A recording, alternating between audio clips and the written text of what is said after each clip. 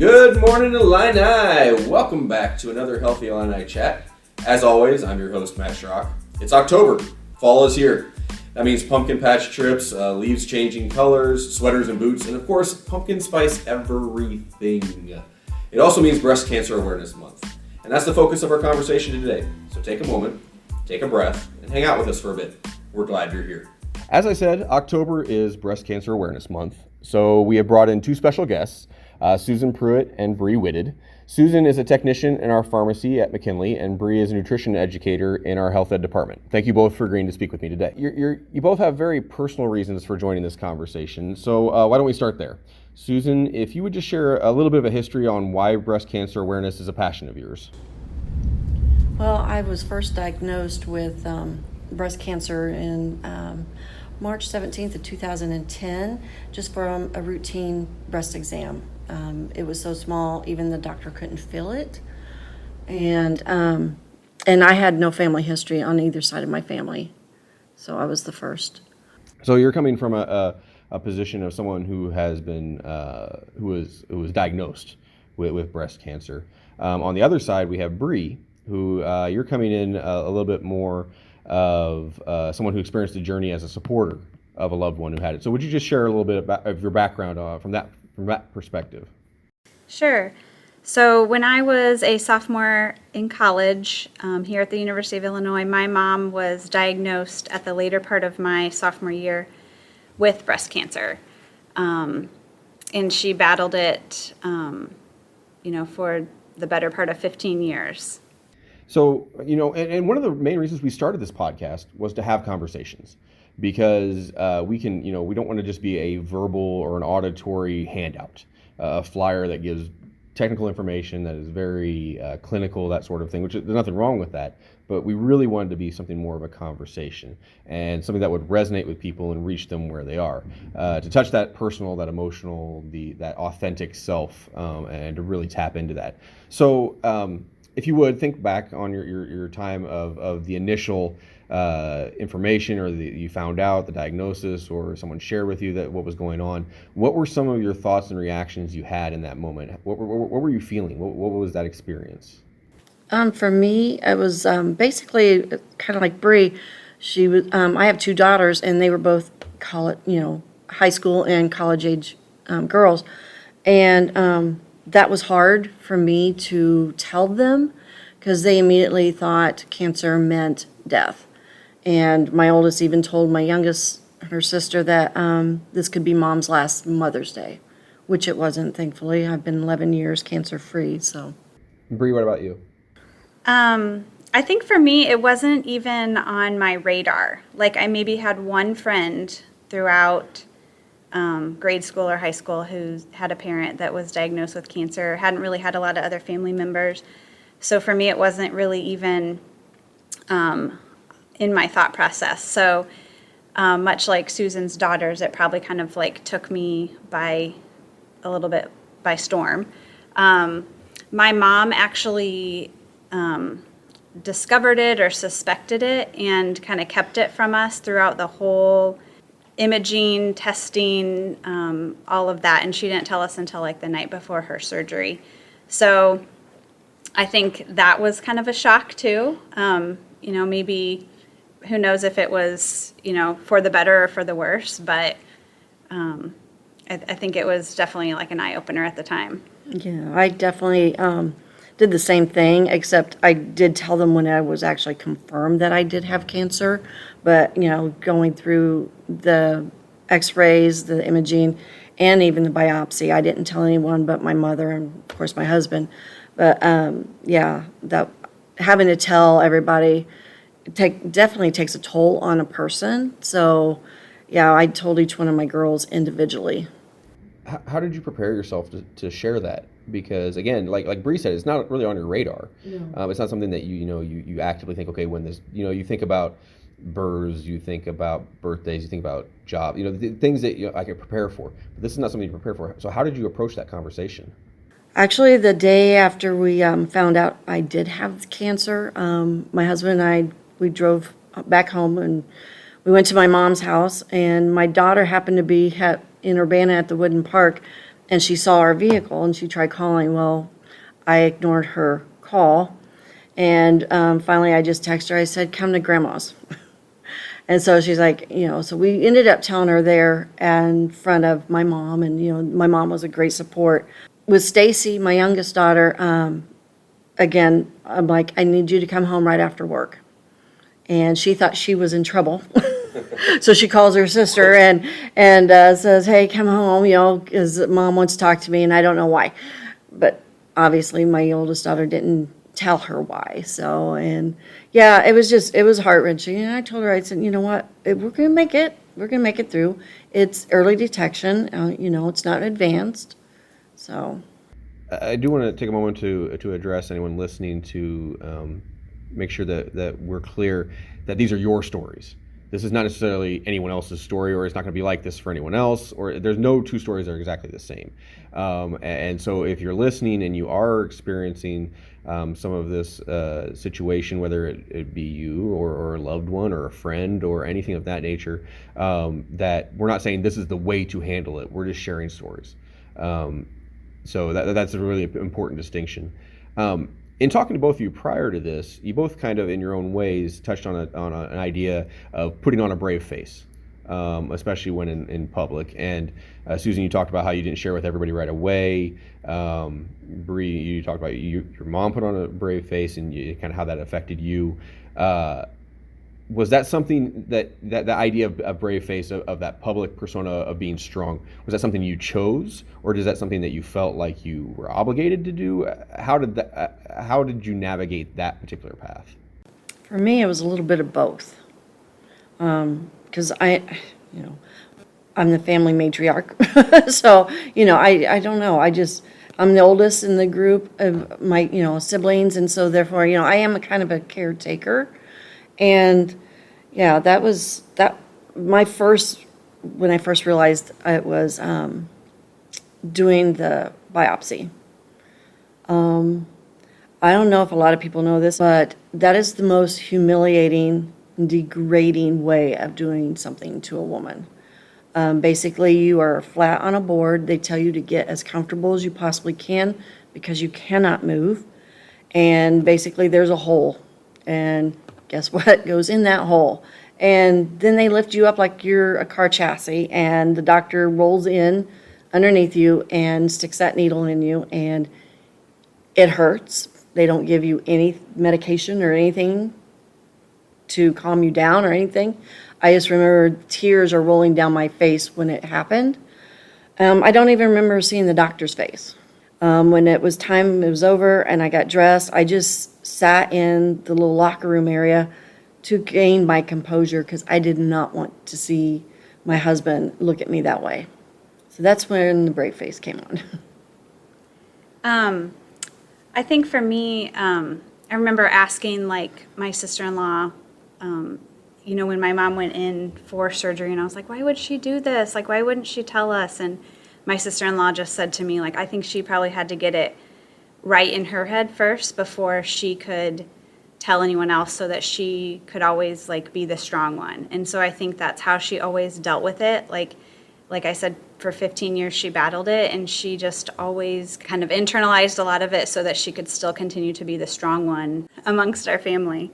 You talk about the 15 years, and we kind of mentioned one of the struggles for you, Bree, was that it came in waves. That you had every 3 months there was a scan, and so every 3 months there was that concern and then relief, and then concern and then relief. Again, with the brave face idea, how did you approach that? Was that something that, again, was that a strength you came in you? Was it something you gathered from other people? How did you navigate that particular back and forth?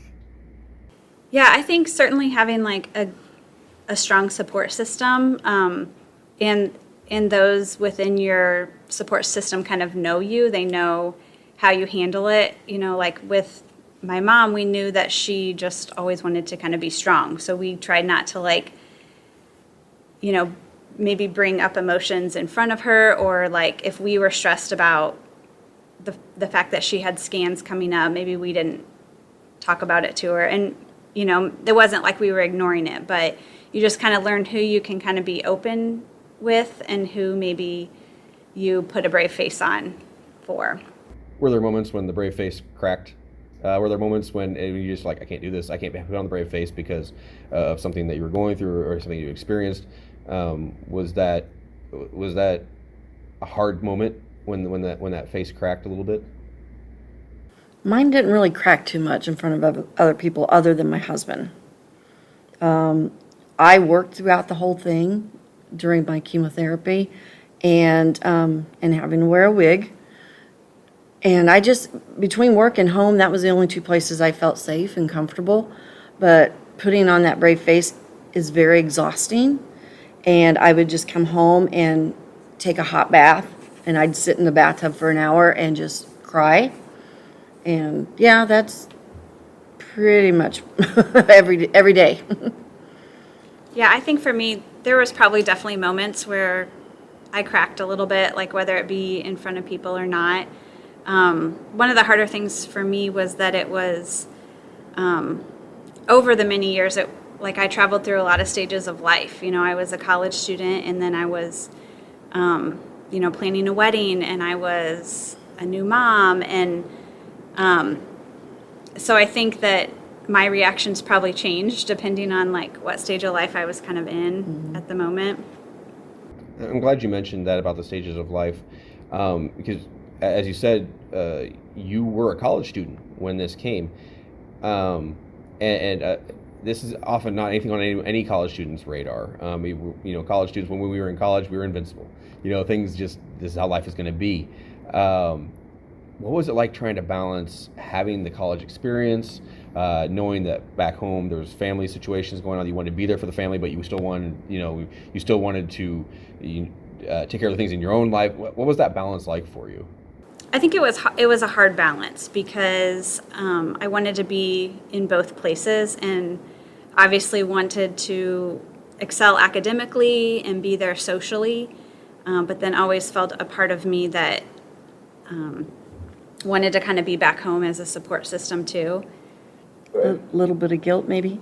Yes, yeah. No matter where you were or where I was, I felt like I should be in the other place, kind of. When we talked about how this journey is different for everybody, this is one podcast that is very personal for me. I don't have experience with breast cancer, but my dad was diagnosed with brain cancer in 2013. And so in the midst of that storm, you feel like there's so much you can't control. And I know in talking to both of you, there were elements that you talked about how important it was to find something that you could control in the process. And it was different for both of you. So if you would share a little bit about what helped get you through, what you held on to help kind of maintain some idea of this is something I can control in the midst of everything that I cannot.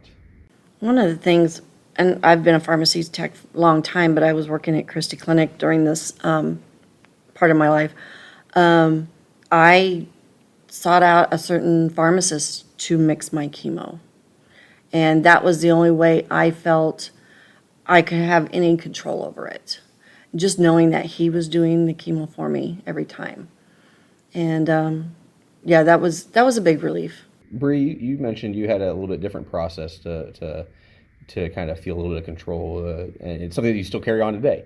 So if you would share a little bit about that. Well, obviously, the procedures and the exams and things weren't happening to me myself, but I had always been a runner, like throughout high school, mostly just participating for sports and like team involvement. At that point, I probably hadn't even thought of it as like a personal outlet, but probably throughout that process, like the initial diagnosis of my mom and like the initial years of treatment, I found running to be kind of an outlet for me. Like it was the one place where I could kind of be with myself and not do anything else. And it was maybe a time when I could compartmentalize like my feelings and what I was thinking. And even if a tear streaked down my cheek, it wasn't necessarily like breaking in front of anyone else. So it was kind of a time when I could just kind of shut myself down or tune into myself.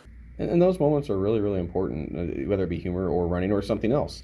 Finding those little moments that allow you to feel, whether it be dignity or control or a breath, to take a moment and breathe. though in the midst of such a hurricane and uncertainty and all that those are so important. And again, we say, these are your journeys. It wouldn't work necessarily for somebody else, but the idea of finding that moment is so important. That does. Now we're going to transition just a little bit. We talked about your story a little bit, but both of you are very passionate about testing, about getting checked regularly. So if you just, maybe give like a PSA or a plug about why that's so important, and maybe just some ideas on how to even get started. If somebody's not even know where to start with that kind of idea, where do they look and where do they go? Well, I would say, look at your family history. Is there any breast cancer history? But that doesn't necessarily mean you won't ever get it. So I always encourage people to at least get a baseline mammogram. And like I said, go every year, because I've had women tell me, well, I had a good one last year, I'm going to skip this year. If I had done that, I wouldn't be here right now. So go yearly. And you had mentioned that a little bit, that you went, you found it because of a checkup. It was just a not routine. Because there was a sign. No, it was just my routine mammogram, yeah. But people go, oh, it hurts. I'm like, it doesn't really hurt. It's uncomfortable, but it's well worth it. It could save your life. I remember when my mom was first diagnosed, I think she was one of those that was like, oh, I had a good one, so I'll skip this year. And I remember her saying, make sure you stay on top of it. And even though I'm not necessarily at the age where it's required, I have had scares where, maybe the doctors found something or I myself. And given the family history, it's kind of like the first place that you always jump to. And even though it wasn't on my radar before, it is now. Mm-hmm. And so I've been through some of those scary, not ever biopsies, but I've had to do mammograms, and I don't think I've ever sweat so much in my life or, shaken from nerves. But even though it's scary and it's the fear of the unknown, it's still the best thing to do for yourself. Extremely important. And this is something that you don't talk a lot about just generally, because it's not a fun conversation all the time. And like you said, Bree, when you were in college, it wasn't even on your radar. If it is something that someone's listening and they're like, I don't know who to talk to, there are support systems out there, and people will talk. And a lot of us have friends or family that have been affected by this. There are people on campus that have been affected by this that, start the conversation. That's what this podcast is about. But there are opportunities here. We'll give some resources at the end, and there's some resources in the episode description. But it's really about, if you have questions, ask. There's no wrong question here, and as you said, with the testing, it's worth it. It may be a little uncomfortable to ask the question, it may be uncomfortable to talk to somebody, but it's so worth it, because this is really an important topic for so many women. Part of, there's the technical side of what happens, the diagnosis, the treatments, and things like that. But as you're going through it, maybe, and sometimes the bigger impact is on the emotional side, or the things you don't think about that will catch you off guard. For Susan, as somebody who went through that process, what were some things that just kind of knocked you sideways that you weren't fully expecting? Well, you always know, the things that's supposed to happen with chemo. Is the hair falling out. And I guess I just didn't realize how bad that was. And so when I would go to take a shower and wash my hair, my hands would get tangled up in my hair. At the time I had, shoulder length hair, so it was pretty long. And it would just come out in clumps. And I would have to clean the drain out and every time I, would wash my hair. And then one day, I blow dried my hair, fixed it and everything, and I turned around and looked, and I was surrounded by all this massive hair. I couldn't even get out of the bathroom. And I had to call my husband, who was on the other side of the house, but I called him and I said, you need to bring the vacuum here. And he vacuumed it up and let me get out. So that's when I just started pulling it back and just in a ponytail, wouldn't even wash it. But then my daughter, she got our hairdresser to come out to our house and cut my hair. And I said, start in the back, because I don't want to see it falling yet. And as soon as she cut it all off, my husband had the stupidest, biggest grin on his face. And I said, "What?" And he's like, "You look so cute." So I have a nice, really pretty head. And, but no, he goes, "You really look cute." And that was, my husband, I have to give him credit. He made some mistakes and trying to help me, but he was by far my biggest cheerleader, him and my mom and my girls. What were some of the emotions for you, Bree, watching somebody else go through these things, watching someone else be brave, or from the emotional side? Again, you know the scans are coming, you know what's going on. What were the things that you found yourself not maybe caught off guard, but also how did you process through your own emotions while processing through your mom's emotions as well? Yeah, I think the visual representation of cancer is almost harder than like the emotional, because when you know they have cancer and you can't see it necessarily, you maybe sometimes like ignorantly forget about it. But when there's no hair, no eyebrows, that's like a definite sign that, you know, there's that looming storm above you. And it's hard to see someone look different than what they have always looked to you. But my mom certainly like rocked the scarves and the wigs at times. And, you know, she, like Susan, maybe added humor and said, "Well, the good thing is that I don't have to shave my legs." So I think the really cool thing for me was going through, like, planning my wedding. My mom was a pretty integral part of that. That was like a big thing for her.